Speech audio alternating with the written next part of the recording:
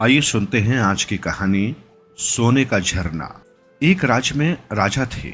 उनकी एक रानी। रानी को 2 बेटे, 1 बेटी। राजा रानी का बहुत ध्यान रखते, घड़ी भर देखे बिना बेचैन हो जाते। रानी घर गृहस्थी, बेटे बेटी में समय काटती। राजमहल में कोई कमी नहीं, सुख से क्यों न रहे, सब दिन समान न होते। रानी बीमार पड़ गई, वैद्य बुलवाए, थक गए, अनजान रोग ठीक न हुआ। रानी चल बसी। सारा मुल्क रोया, बच्चे हैरान होने लगे। राजा रानी को बहुत याद करते। बेसुर बेसुर सूख काटा हो गए, सिंहासन पर बैठे नहीं कि राजकाज किया नहीं। आखिर राजा के मंत्री ने दूसरा विवाह करवा दिया। नई रानी तो पुरानी से भी ज्यादा सुंदर, अंधेरे घर का उजाला नई रानी। अब बच्चों की देखभाल करती, उनकी हर इच्छा पूरी करती। बाद में बच्चे अच्छे न लगे, बच्चों को देखकर खाएं खाएं करती। दिन में एक वक्त मोटे भात और साग खाने को देती।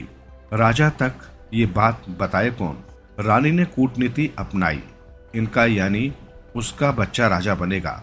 आखिर एक दासी से बात की, बहुत पैसे दिए, कहा तीनों बच्चों को वन में ले जाकर मार देना।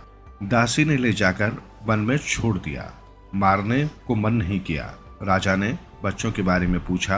रानी, उनके मामा कल आए, ले गए हैं। राजकुमार, महल में तो दास दासी, वन में कहीं कोई नहीं। भाई बहन तीनों घबरा गए, डर के मारे किसी की जबान न खुली। काठ बने खिलौने से बैठे रहे। बैठे बैठे नींद आ गई। वहां नींद क्या आती, वन झाड़ कांटों से भरा। इतने में हल्ला मच गया। आधी रात कोई ऋषि आए, 12 हाथ की दाढ़ी, 12 हाथ की जटा। बच्चों को नींद से जगाया, खीर खिचड़ी खिलाई, एक सोने का मृग दिया, कहा इससे जो मांगोगे देगा, खाना देगा। ये साथ रहने तक बाघ भालू भूत प्रेत कुछ न कर सके। कुंवारी को अंगूठी पहनाई, उसमें 2 हीरे चमक रहे, इसे सावधानी से रखना। हीरों की चमक नीली पड़े तो जानना भाइयों के प्राण संकट में है। कुंवर ने मृग से कहा, भाई वन में हमारे रहने को घर बना दो। देखते देखते घर खड़ा हो गया। उसमें जो खोजे सब है। एक दिन शिकारी शिकार करने आया। कुंवरों को देखा, जाकर बात छोटी रानी से कही। सुनकर छोटी रानी ने रुपए दिए, किसी से मत कहना, अगर बोले तो खैर नहीं। छोटी रानी ने बूढ़ी मालिन से बात की। वो वन गई, उसे जादू टोना मंत्र आते। वहां गई, जाकर मीठे स्वर में बोली, बेटे रे धन रे। उसकी देह से दूर झाड़ दी। नरम स्वर में बोली, बेटे पहाड़ पर एक झरना है, पानी सोने जैसा है, उसमें जो नहाए सोने जैसा दिखे, राज्य का राजा होगा। बड़े भाई ने सच माना, छोटे भाई ने मना किया। न सुना।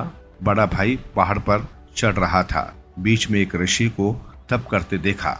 हाथ के इशारे से ऋषि ने ऊपर जाने से रोका।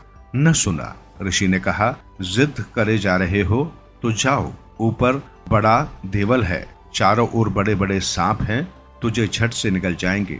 देवल पर एक गिद्ध है, उसकी बात का उत्तर न देना। आगे एक सहाड़ा पेड़ है, उससे 2 पत्ते साथ लेना, तब सांप तेरा कुछ न कर सकेंगे। बड़ा कुंवर गया, सांप फों करते रहे, कुछ न बिगड़ा। पक्षी अनेक आवाजों में बात करता रहा। अंत में पक्षी ने कहा, छोटी रानी ने छोटे भाई को मार दिया। बड़ा कुंवर, ये क्या सच है, कहते ही वो पत्थर हो गया। बड़ा न लौटा, छोटा खोजने चला। ऋषि ने वरण किया, नहीं माना। ऋषि ने सब समझाया, मगर बड़े भाई की तरह जवाब दिया। पत्थर हो गया। कुंवारी की अंगूठी का एक हीरा स्याह हो गया, फिर दूसरा पत्थर भी। कुंवारी समझ गई कि भाइयों पर विपदा पड़ी है। वो खोजने निकली। पहाड़ पर चढ़ी, राह में उसी ऋषि ने कहा, सहाड़ा पेड़ के 2 पत्ते लेना, सांप कुछ न कहे, पर देवल पर जो पक्षी है वो छल करे, जो कहे जवाब न देना। अगर दिया तो भाइयों की तरह पत्थर बन जाओगी। कुंवारी ने बात याद रखी। झरने पर नहाई, सहाड़ा पत्ते दिखाकर सांपों से छूट आई, देवल के पास पहुंची। कुंवारी को देख पक्षी ने बात कही, फिर कई बातें पूछी, उसने जबान न खोली। अंत में पक्षी खुश होकर कहा, मेरा पंख ले, इन्हें छुआ दे, तेरे भाई जी उठेंगे। कुंवारी ने पंख लेकर छुआ दिया। दोनों आंख मलमल उठ बैठे। तीनों खुशी खुशी घर लौटे। एक दिन राजा उधर से परिधि पर जा रहे, भेंट हो गई, वन में ऐसा घर किसने बनाया। राजा ने आवाज दी, कुंवर बाहर आए। राजा को प्रणाम किया, आपस में परिचय हुआ, साथ ले महल लौटे। रानी को सजा दी, कुंवारी का अच्छी जगह विवाह किया, बड़े कुंवर को सिंहासन दिया, उनका दुख दूर हुआ।